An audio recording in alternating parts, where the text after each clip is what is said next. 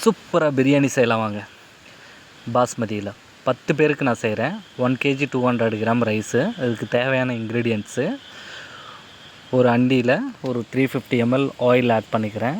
அது கூட பட்டை, லவங்கம், ஒரு 10-12 ஏலக்காய் இதெல்லாம் போட்டு நல்லா மிக்ஸ் பண்ணுறேன். மிக்ஸ் பண்ணிவிட்டு அது கூட பச்சை மிளகாய், சின்ன வெங்காயம் ஒரு 450 to 480 கிராம் கட் பண்ணி வச்சதை நல்லா போட்டு மிக்ஸ் பண்ணிக்கிறேன். மிதமான ஹீட்டில் வச்சு நல்லா அந்த மாதிரி சாட்டே பண்ணிக்கிட்டே இருக்கணும். லைட்டாக மூடி வச்சு திரும்ப எடுத்து சாட்டே பண்ணுறோம். வெங்காயம் பார்த்திங்கன்னா தெரியும், நல்லா ரொம்பவும் ஃப்ரை ஆகாத ஓரளவுக்கு நல்லா குக்கான மாதிரி இருக்குது. அதில் சில்லி பவுட்ரு பார்த்திங்கன்னா 1.25 table spoon chilli powder add பண்ணியிருக்கேன். நல்லா கலர்ஃபுல்லாக இருக்குது, வேறு எதுவுமே ஆட் பண்ணல. அது கூட புதினா அண்டு மல்லி இலை இது 2 போட்டு நல்லா மிக்ஸ் பண்ணிக்கிறேன்.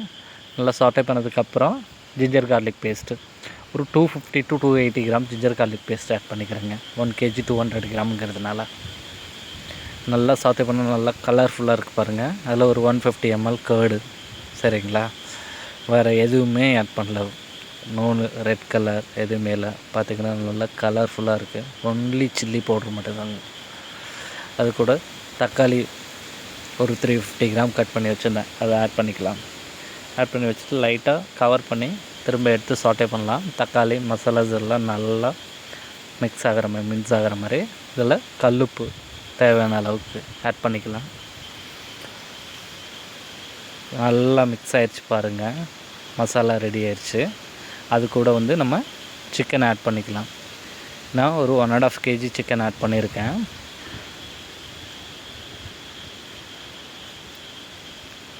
சிக்கன் ஆட் பண்ணதுக்கப்புறம் லைட்டாக மிக்ஸ் பண்ணிவிட்டு இதில் தண்ணி ஆட் பண்ணிக்கலாம். நான் ஹாட் வாட்டர் இதை போடுறேன். 1 kgக்கு 1.5 லிட்டர் வாட்ரு.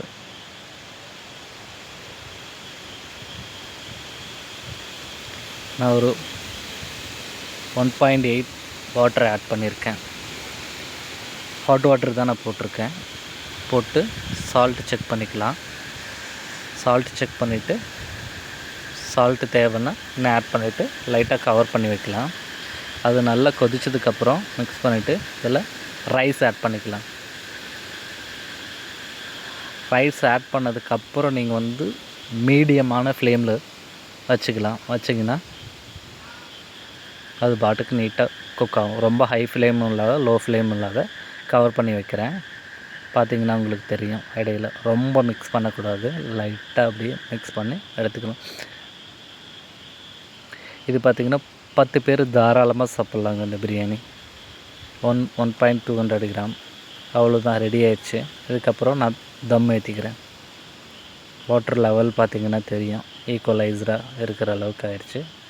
ஃபுல்லாக ஈவனாக கவர் பண்ணிவிட்டு இதை எடுத்து நம்ம ஸ்லோ ஃப்ளேமில் தம் போடுறோம். மேலே வெயிட் வச்சுக்கிறோம், வாட்ரு வச்சுருக்கேன்.